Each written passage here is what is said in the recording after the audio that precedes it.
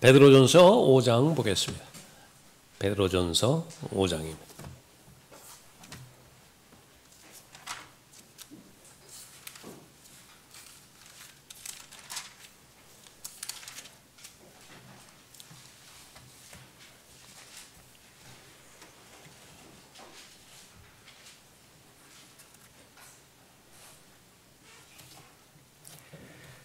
(7절부터) (11절까지) 받들어 읽겠습니다.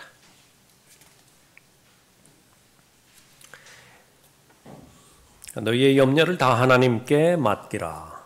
이는 그분께서 너희를 돌보심이니라. 정신을 차리고 깨어 있으라. 이는 너희의 대적 마귀가 울부짖는 사자처럼 삼킬 자를 찾아 두루다니기 때문이니라. 믿음 안에 굳게 서서 그를 대적하라. 이는 세상에 있는 너희 형제들도 동일한 고난을 당하는 줄을 알미니라. 그러나 모든 은혜의 하나님 곧 그리스도 예수로 인하여 그의 영원한 영광으로 우리를 부르신 분께서 너희가 잠깐 고난을 받은 후에 너희를 온전케 하시고 견고케 하시며 힘을 주시고 확고히 하시느니라. 그분께 영광과 권세가 영원 무궁토록 있을지어다. 아멘. 자, 고난, 성숙으로의 과정이라고 하는 제목으로 말씀드리겠습니다.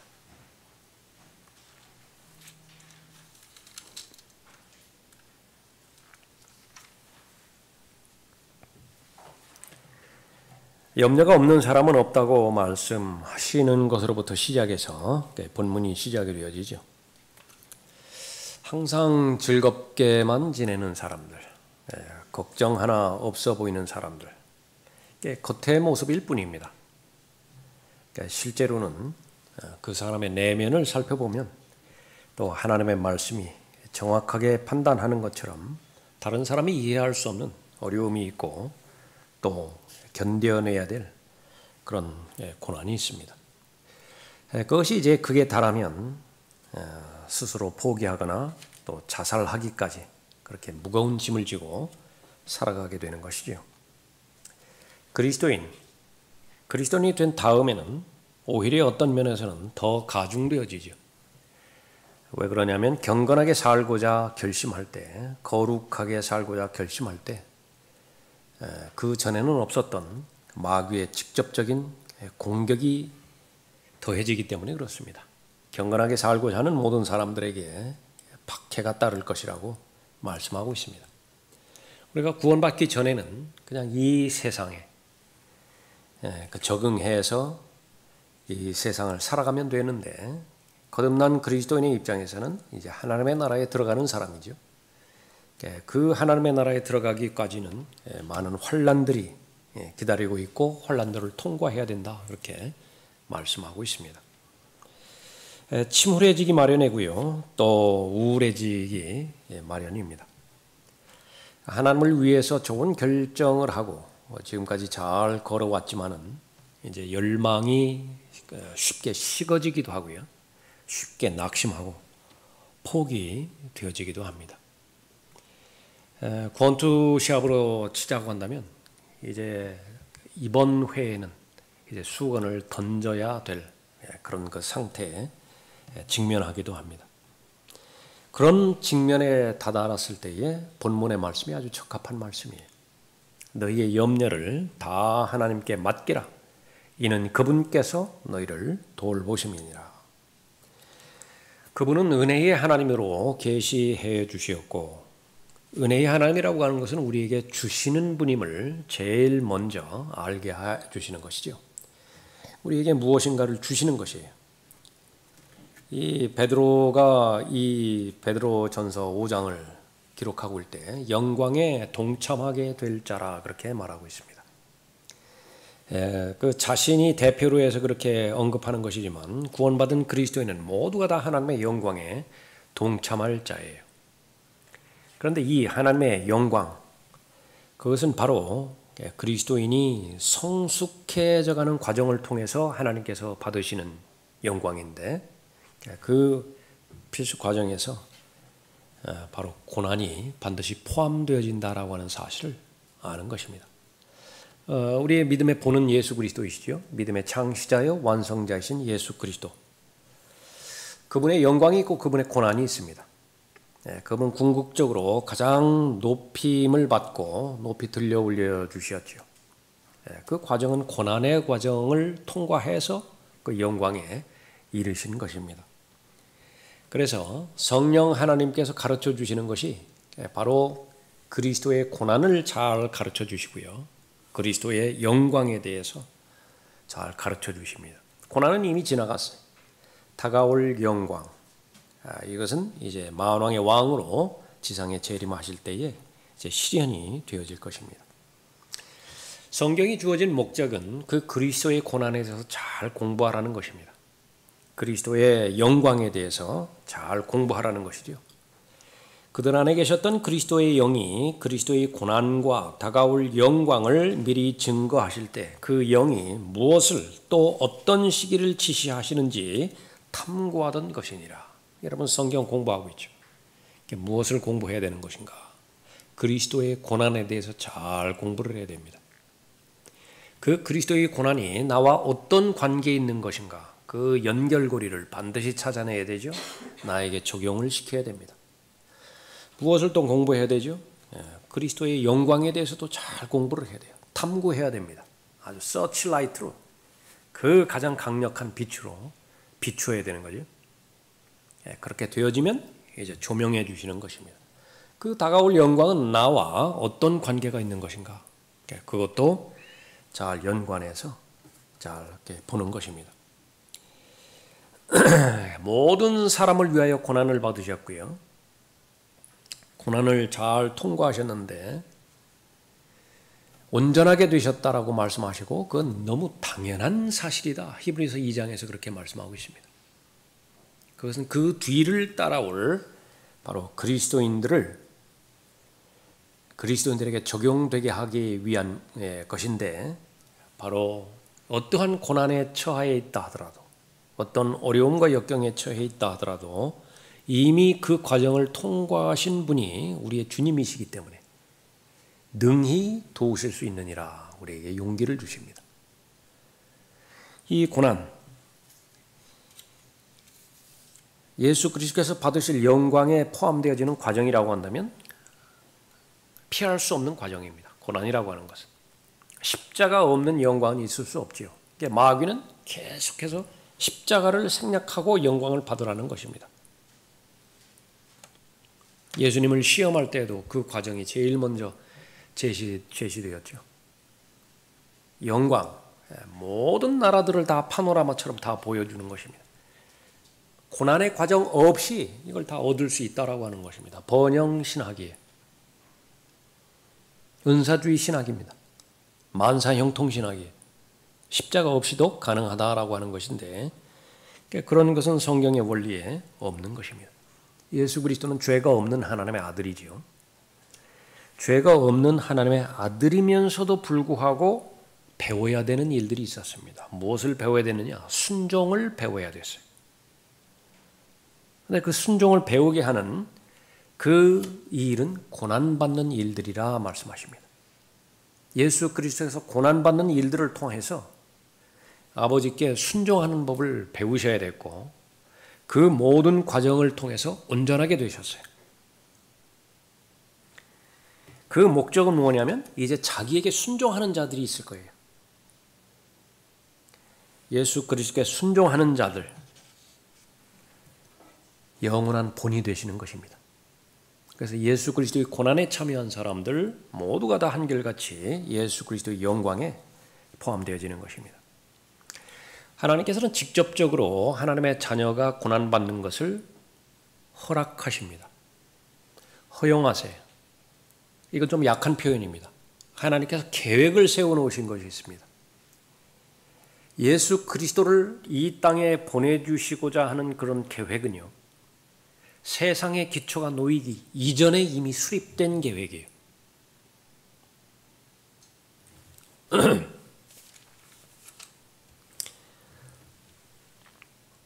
그는 실로 세상의 기초가 놓이기 이전에 미리 정해지셨으나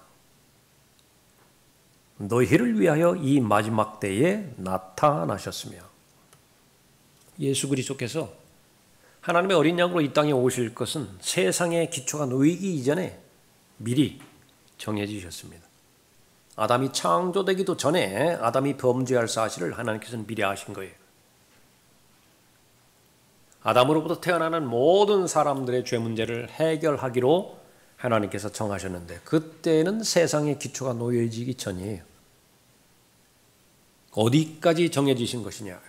구원받는 모든 하나님의 자녀가 아들의 형상과 일치되어지는 것, 거기까지도 하나님께서 정하신 것입니다. 누가 예수 그리스도를 통하여 구원받고 그 구원받은 하나님의 자녀가 아들의 형상과 일치될 것이냐? 모든 하나님의 자녀가 다 예수 그리스도처럼 될 것이냐? 믿음만 있으면 돼요. 원하기만 하면 됩니다. 자신이 죄인 것을 깨닫고 죄인이기에 구주가 필요한 거예요. 내가 의인이라고 한다면 구주는 필요 없습니다. 예수 그리스도는 죄인만을 위해서 돌아가셨어요. 마찬가지로 하늘과 땅의 세상의 기초가 놓여지기 전에 예수 그리스도를 이 땅에 보내주시기로 결정하셨다고 한다면 예수 그리스도께서 받으시는 고난과 받으시는 영광 그것도 다 정해진 거예요. 하나님의 직접적인 계획입니다. 그렇다고 한다면 그 예수 그리스도를 계속해서 따라가는 사람들 그 사람들의 과정까지도 다 미리 정해 주셨는데 그것은 바로 고난입니다. 환난이에요. 역경입니다. 그러니까 구원받은 하나님의 자녀인데 고난과 환난이 없다. 그러면 하나님의 계획이 없어요. 하나님께서는 이 고난과 환난은 바로 예수 그리스도를 보내주시는 그 부분부터 시작해서 미리 계획하신 것입니다. 그리스도인은 어떤 고난에도 위축되지 않는 사람입니다. 조건은 무엇이죠? 이 고난에 대한 교리를 아는 사람이라면 그런 거예요. 왜냐하면 이것은 직접적으로 하나님의 계획 안에 포함된 것입니다. 고난 받는 것을 직접적으로 허용했어요. 그 사실을 알고 있다고 한다면 이상하게 여기지 않는 거예요. 환난이 다가왔을 때, 고난이 다가왔을 때, 일이 잘 안 풀릴 때 이상하게 생각하지 않는다. 아, 진짜구나. 오히려 하나님의 말씀이 입증이 되잖아요. 하나님께서는 입증하시기를 그렇게 원하죠. 진짜냐 가짜냐 입증하기를 원한다. 하나님은 모르실 리가 없죠. 저 사람이 가짜로 영접했는지 저 사람의 믿음이 마음 안에서 우러나오는 신실한 믿음인지 아니면 가식적인 믿음인지 모를 리가 없다고요. 그런데 알려주세요. 아브라함의 믿음 진짜인 것인지 가짜인 것인지 하나님께서는 아시죠. 테스트하는 과정을 통해서 독자 이삭을 하나님께 바치는 과정을 통해서 이제 하나님께서는 표현을 하십니다. 진실성을 알았다고 표현을 하시죠. 그것은 다른 말로 하면 아브라함에게 그 확신을 주시는 거예요. 아브라함도 본인의 믿음이 어디까지가 진실된 믿음인지 잘 모른다고요. 그런데 확정적으로 이삭을 바침으로 인해서 이삭은 무엇을 대표하죠? 가장 사랑하는 대상이에요. 가장 아끼는 대상이라고요. 그런데 그 전에는요, 혹 이 가장 아끼는 대상이 하나님보다 더 아끼는 대상일 수도 있어요. 그럼 우상이죠. 그럼 그 아브라함의 믿음은 가짜예요. 그런데 그것이 진실된 믿음인 것을 이삭을 바침으로 인해서 입증이 된 것이죠. 히브리서 13장 5절에서도 계속 내게 믿음이 있느냐 물어보죠. 그걸 스스로 입증해내야 돼요. 그 방법은 무엇이냐? 하나님께서 도우시는데 내가 가진 그 믿음 그건 진짜야. 그걸 우리에게 알려주시기를 원하는 거예요. 어떻게 알려주세요? 고난 가운데 걸어가게 하세요. 죽음의 골짜기를 통과하게 하세요. 그런데 사전 지식이 있습니다. 하나님께서 허용하셔야지 않는 일은 절대로 일어나지 않아요. 지금 나에게 닥친 일은 하나님께서 일어나도록 허락하셨기 때문에 일어나는 일이에요. 그런데 하나님께서 내게 주시는 것은 다 은혜의 하나님께서 주시는 것이기 때문에 다 좋은 거예요. 다만 나빠 보일 뿐이에요. 다만 슬퍼 보일 뿐이에요. 다만 부정적으로 보일 뿐이에요. 그래서 우리에게 요구되어지는 것은 큰 그림, 이것을 보여주시는 것입니다. 로마서 8장 28절 말씀이 나빠 보이지만은 그 나빠 보이는 거 아니라 밝은 색만 있다고 한다면 그림이 완성되지 않아요. 어두운 색도 있어야 된다고요. 흰색만으로는 그림이 완성되지 않아요. 검은색도 있어야 된다고. 모든 일이 합력하여 하나님의 궁극적인 선을 이루어내는 거예요. 그것을 내가 알고 있어요. 로마서 8장 28절 알고 있습니다. 그래서 내가 지금 고난과 맞부닥쳐 있고 죽음의 골짜기를 통과하는 것이지만 알아요. 이건 필수적이에요. 내 생애 가운데서 필수적이에요. 내가 나된 것, 하나님의 은혜 가운데서 내가 된 것인데 이것이 내가 믿음의 사람인 것인지 그렇지 않은 것인지 어떻게 알 수 있는 것이냐. 고난받는 사실, 여기에 대한 나의 반응, 이것이 진짜 나예요. 이집트에서 나올 때에 섞인 무리들이 있었죠. 섞인 무리들이 있었습니다. 딸려왔어요. 유대인과 더불어서 딸려왔다. 딸려왔어요. 이 사람들 아주 끝까지 속을 썩입니다. 같은 믿음에 속하지도 못하고요. 같은 방향으로 걸어가는 데 있어서 마음을 두지도 못해. 계속 딴지겁니다. 이집트. 지금 가야 될 방향은 카나안 쪽인데 정반대 방향으로 자꾸 가려고 해요. 그 기하 관련해서 수학에 보면 벡타가 있습니다. 벡타와 스칼라가 있는데요. 스칼라는 양만 있어요. 시속 100km로 간다. 스칼야령이에요. 벡타로 할 때는 거기 방향이 제시가 돼요. 서쪽 방향으로 시속 100km로 간다. 그러면 그것이 벡타입니다. 지금 200만 명이 넘는 이스라엘 군대가 모세가 진두지휘 위해서 지금 카나안 쪽으로 가고 있어요. 에너지가. 그런데 섞여 사는 무리가 있다고요. 그 섞여 사는 무리는 전 반대 방향으로 끌고 가려고 한다. 이게 상쇄돼 버리는 거예요. 없는 이만 못하다. 예? 그러면 이 부분들이 언제 드러나는 것이냐? 홍해가 갈라졌을 때는 아무렇지도 않아요. 모든 것들이 좋은 것들만 일어나니까. 그런데 이제 하나님께서 훈련의 과정에 넣어주실 때요. 지름길이 있었는데도 그 지름길을 가게 하지 않으셨죠. 그 지름길로 가보면요, 준비가 안 돼 있고 연단되지 않고 훈련되지 않았기 때문에 가나안 땅에 들어가서는 살 수 없어요. 가나안 땅에 들어가서는 믿음이 있어야 사는 것인데, 준비가 돼 있어야 사는 것인데, 이거 싸울 준비도 안 돼 있다. 그 가운데서 필리스티아인들 만나버리면 그건 백전백패예요. 뻔하다고요. 그러니까 멀리 돌아가게 하는 거예요. 준비시키신다. 예. 그런 과정 가운데서 기도하는 법을 배우게 해주시고 주 하나님만을 신뢰하는 법을 배우게 해주시고 어떠한 열악한 상황 가운데서도 어떠한 엄청난 기적을 베푸시더라도 불기둥과 구름기둥으로 인도해내고야 마시는 하나님이시고요. 하늘에서 만나를 내리셔서 굶기지 않는 하나님이심을 알게 하고 경험하게 하시고 반석에서 물을 내셔서 결코 목마르지 않게 하시는 하나님인 것을 배우게 한다게 배우게. 그걸 배워야 돼요. 그런데 그거는 광야가 아니면 못 배워요. 광야여야만 배우는 거예요. 이렇게 그 모든 것들을 잘 배우고 이제는 만나가 떨어질 때가 있다고요. 만나가 이제 더 이상 안 내려요. 새로운 법칙에 걸어두십니다. 농사짓게 해요. 수확을 거두게 하는 것입니다.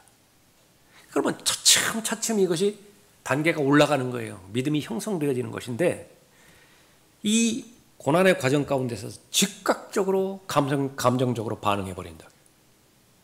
이러려고 우리가 이집트 떠나왔느냐고. 이 고생하려고 이집트를 탈출했느냐고. 계속 이집트로 가려고 하는 것이죠. 그러면 드러내버리는 거예요, 그게.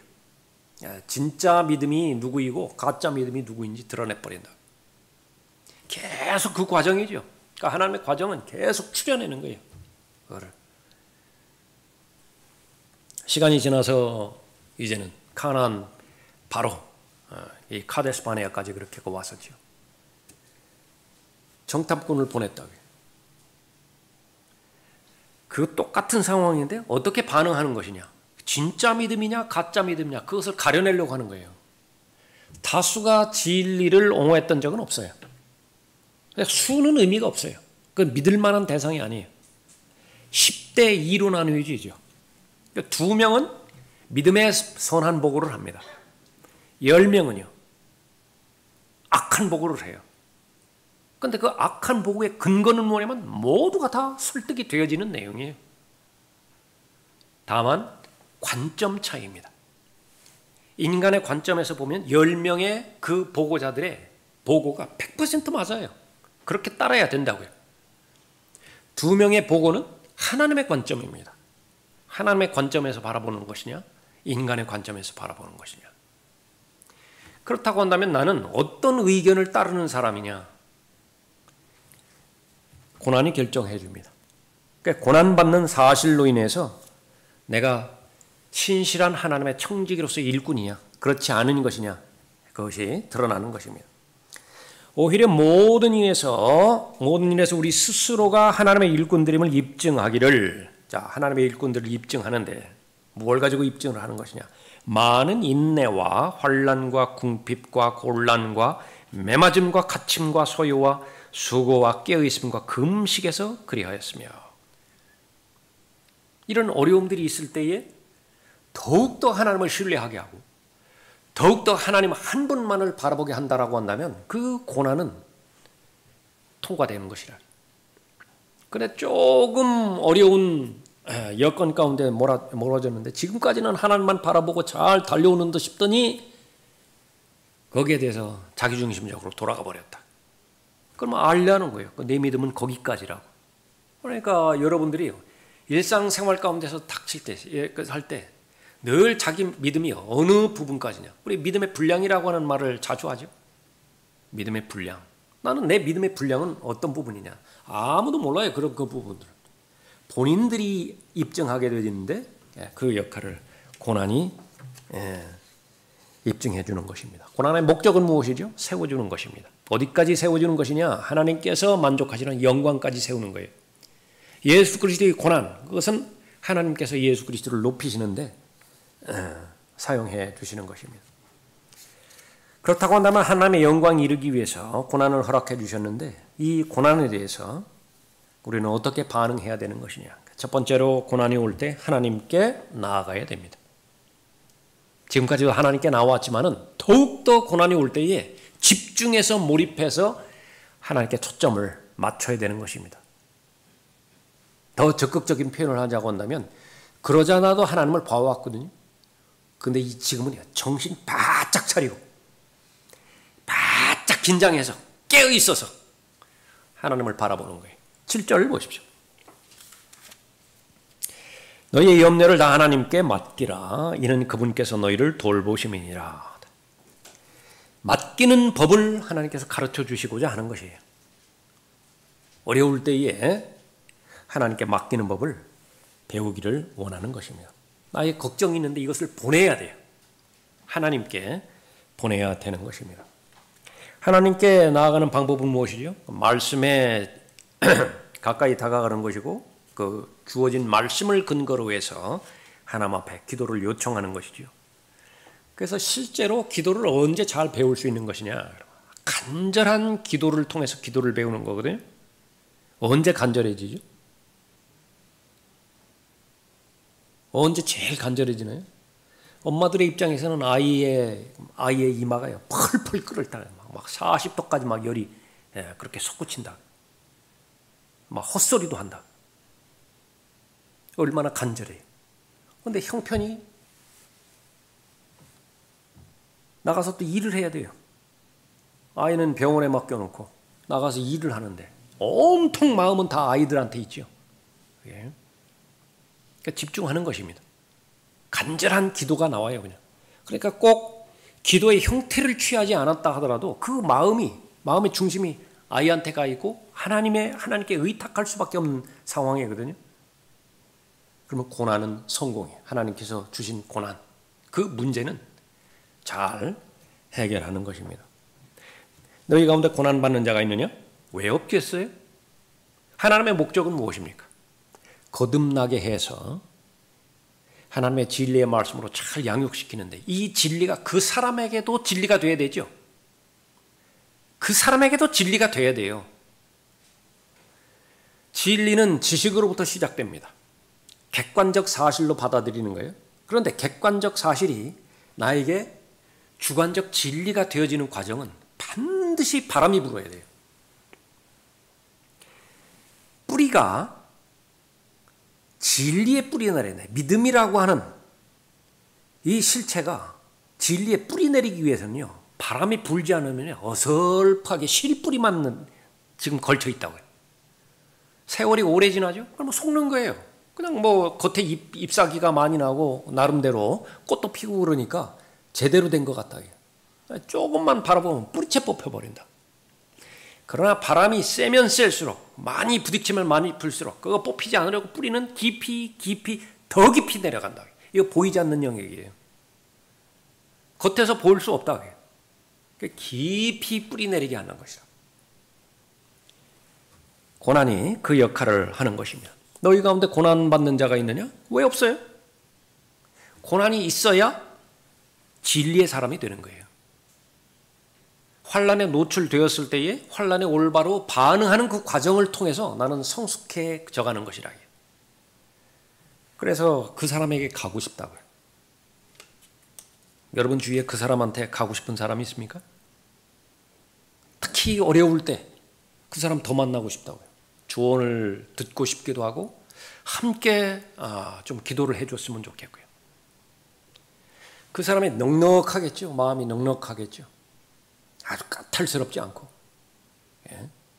그런 사람으로 가야 돼요. 예. 내가 어려운데 저 사람이 나와 함께 기도해 줄 수 있으면 내 짐이 풀릴 것 같아요. 그런 사람이 되게 한다고요. 예. 너희 가운데 고난받는 자가 있느냐? 그는 기도할 것이요? 왜 그렇습니까? 왜 고난과 기도를 연결시켰죠? 이런 과정을 통해서 기도를 배우기 때문에 그래요. 그러면 고난만 주어진다고 해서 다 기도의 사람이 되는 것이냐? 그렇지는 않아요. 거기까지는 이제 하나님께서 환경 베풀어 주셨어요. 고난의 과정까지 잘 보셨어요. 나 나름입니다. 거기에 기도하는 사람이 있겠고 아무리 어려운 고난이 온다 하더라도요. 이 일을 앙다물고 내가 한번 참아보는 사람이 있어요. 헛것입니다. 그러면 그냥 고생만 하는 거예요. 고생만. 하나님께서는 목적 없이 고난을 주시는 분이 아니죠. 즐거워하는 자가 있느냐? 그는 시로 노래할지니라. 그래서 고난을 기도를 과정에서 잘 극복을 했습니다. 얼마나 좋아요? 마음이 얼마나 행복해요? 그러면 누구 때문이죠? 은혜 베풀어 주신 하나님 덕분이잖아요. 하나님 높여드릴 수밖에 없지요. 하나님으로 하나님께 영광 돌려드릴 수 없지요. 그 사람의 얼굴은요 환하다고요. 여러분의 얼굴에 여러분 책임지세요. 늘 어두운 그늘이 있고 이거 안 좋아요. 그거 안 좋다고요. 그러니까 마음에서 활짝 환한 그 부분들이 있고 그 하나님을 신뢰하는 믿음이 있고 그 어떤 여유가 있어요. 조급해하지 않아요. 혼란스럽지 않다고요. 예. 기도의 목적은 우리의 느낌을 좋게 만들려는 것이 아니에요. 기도의 결과 우리의 마음이 좋을 수는 있지만은 그런 근본 목적 고난 가운데 기도하라. 그래서 더욱더 좋은 그리스도인, 훌륭한 그리스도인, 인격적으로 성숙한 그리스도인, 품격이 묻어나오는 그런 그리스도인이 되게 하라. 그것이 하나님께 주신 목적입니다. 알려지게 하는 것이죠. 잘 보고해드리는 거예요. 몇 번 말씀드렸지만은 성공적인 사회생활, 직장생활, 사업 역시 마찬가지고 보고에 달려 있어요. 그러니까 여러분은 어디 가든지 보고서를 잘 쓰면은 능력 있는 그 사회 구성원이 되어지는 것입니다. 그러나 거기에 잘 못할 수도 있어요. 뭐 세상 사는 데 있어서 모두가 다 능력이 있을 수는 없잖아요. 그러나 하나님께만큼은 여러분은 훌륭한 보고자가 되어야 돼요. 마음속에서 일어나는 모든 일들은 하나도 남김없이 다 말씀드리라. 지금 이 상사한테 올리는 그 보고서, 그 사양이라든지 양식이라든지 이거 다 맞춰야 될 거 아니겠어요? 그 신경 쓸 필요 없어요. 하나님 앞에 돌려드리는 것은 있는 그대로 자기 표현대로만 그렇게 하면 되는 것입니다. 고난, 유익을 주시기 위해서 허락해 주신 것입니다. 그 유익의 절정은 영광이에요. 하나님께서 영광 받으실 것인데 구원받은 하나님의 모든 자녀들을 아들의 형상과 일치시킬 거 아니겠어요? 그 아들의 형상과 일치시키기에 적합한 그런 믿음이 형성될 수 있도록 하나님께서 인도해 주시는 것입니다. 두 번째로는 고난이 올 때 피하지 말아야 됩니다. 8절 보십시오. 정신을 차리고 깨어있으라. 이는 너희의 대적 마귀가 울부짖는 사자처럼 삼킬 자를 찾아 두루다니기 때문이니라. 믿음 안에 굳게 서서 그를 대적하라. 이는 세상에 있는 너희 형제들도 동일한 고난을 당하는 줄을 알미니라. 고난의 보편성입니다. 구원받은 하나님의 자녀들, 형제들로 불리우는 모든 사람은 한 사람도 예외 없이 모두가 다 고난받는 대상으로 되어 있어요. 고난이 없다. 그 사람이 오히려 이상한 거예요. 여러 부분에서 이 부분들을 입증해 주는 것이죠. 그냥 형편대로 살고 생각나는 대로 살고 그러면은 그 별 어려움은 없을 거예요. 그러나 아주 작심을 합니다. 내가 하나님의 뜻을 알아서 나에 대한 하나님의 뜻대로 살고자 한다. 다시 말하면 경건하게 살고자 결심을 하고요. 내가 거룩하니 너희도 거룩하라. 그 하나님에 맞춰서 나는 거룩한 삶을 살겠다. 결심하면 그 다음에는 잠자고 있던 사자가요. 바짝 긴장을 해서 포고를 합니다. 울부짖어요. 목적은 삼켜버려야 되는 거예요. 누구를 삼키는 것이냐? 형제라고 한다면. 고난이 올 때 피하지 마라. 깨어있으라 말하죠. 자기의 믿음을 지키기 위해서는 반드시 깨어있어야 됩니다. 고난을 잘 견딜 수 있도록 도와주십시오. 기도하는 거예요. 조금 전에 살펴봤던 것처럼 마귀는 삼켜버리는 대상인데 자기 힘으로 고난을 해결하려고 하는 것입니다. 이거 본능이에요. 아주 지독스럽습니다. 기도하기보다 자기 힘으로 먼저 하려고 해요. 그것이 첫 번째 시도고요. 그러다 안 되지요. 그러면 기도해요. 그러면 상당히 많은 시간 또 소비해야 됩니다. 다시 용광로로 들어가야 돼요. 그 찌꺼기가 여전히 묻은 상태에서. 그래서 우리가 훈련하고 또 반복적으로 우리가 해야 되는 것은 어떤 일이든지 닥쳤을 때에 기도하는 습관의 사람이냐. 하나님 앞에 먼저 물어보고 다시 말해 하나님으로부터 재가를 받고 그 다음에 그 권세 하에서 다음 일을 진행을 하는 것이냐. 그것이 바로 관건인 것입니다.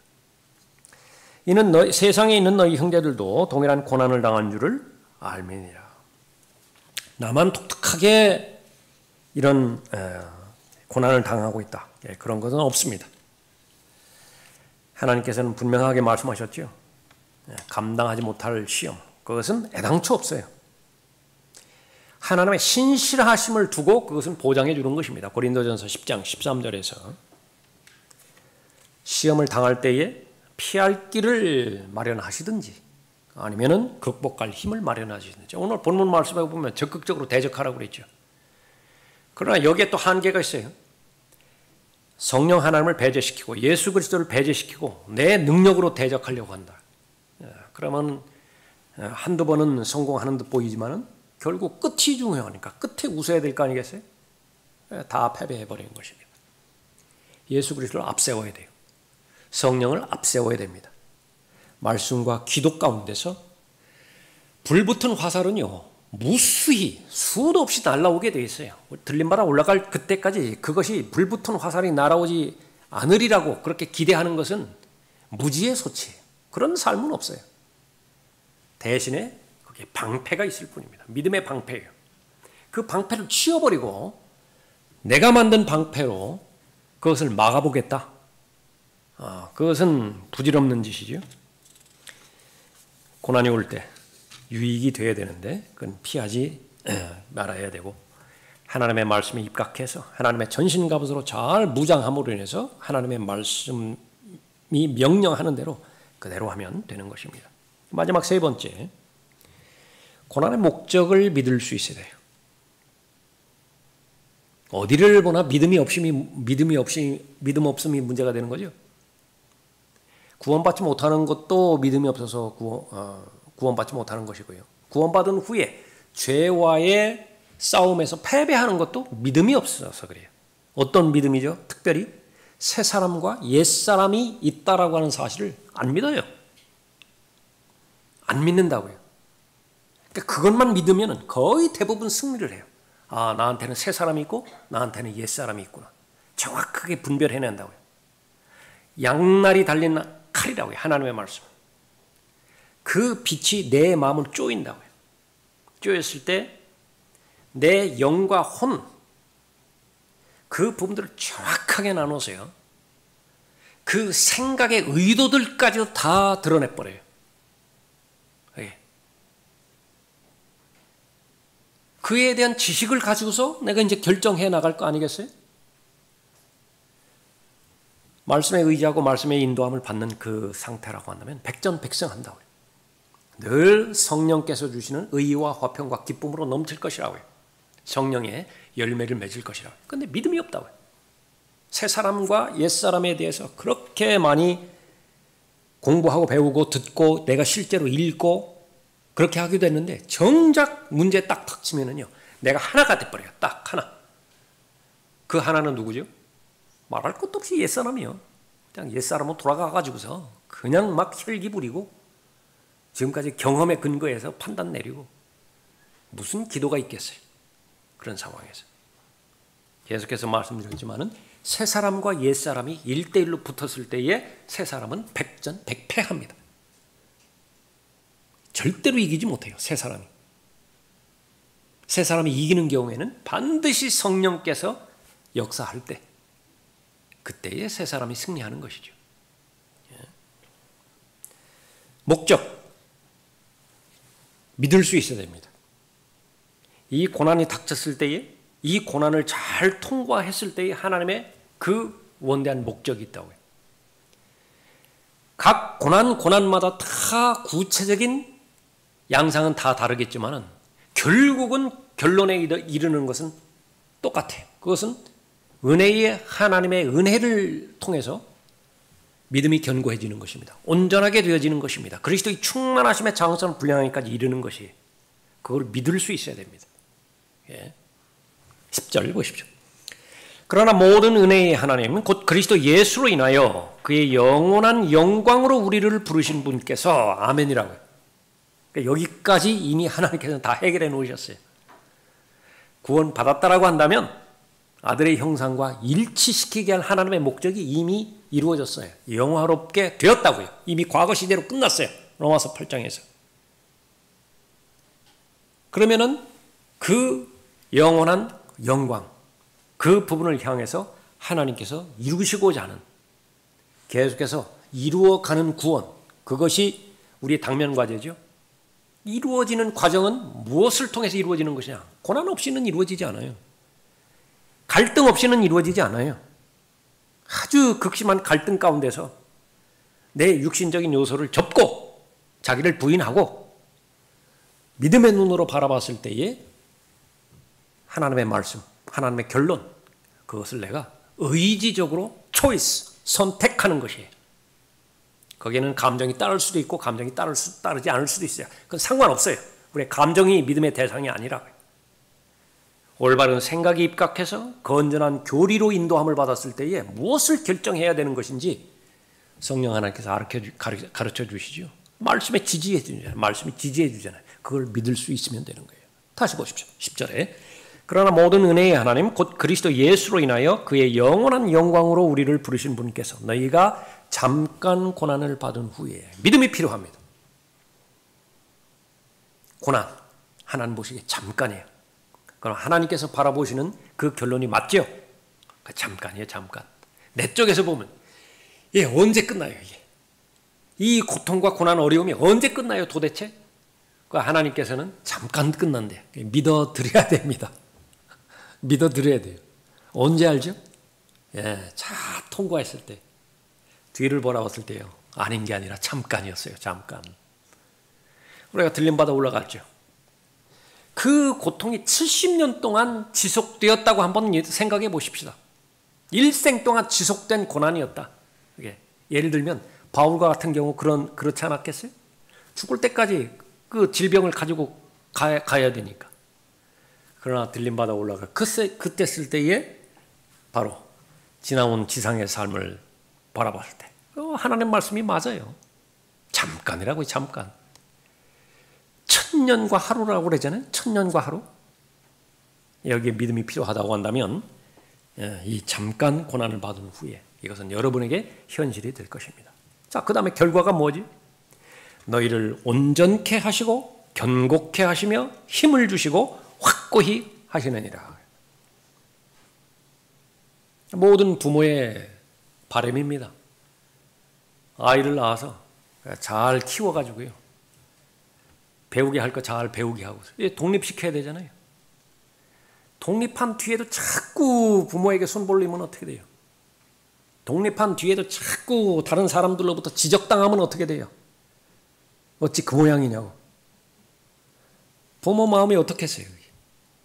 아주 이제 독립을 한다고요. 독립. 그렇게 해서 자기 자신은 살아가는 것은 물론이고 다른 사람에게 영향력을 줘야 된다고요. 계속 사회인으로서 국민의 한 사람으로서 계속 베풀면서 영향력을 주면서 그렇게 살아갈 때 얼마나 뿌듯하겠어요?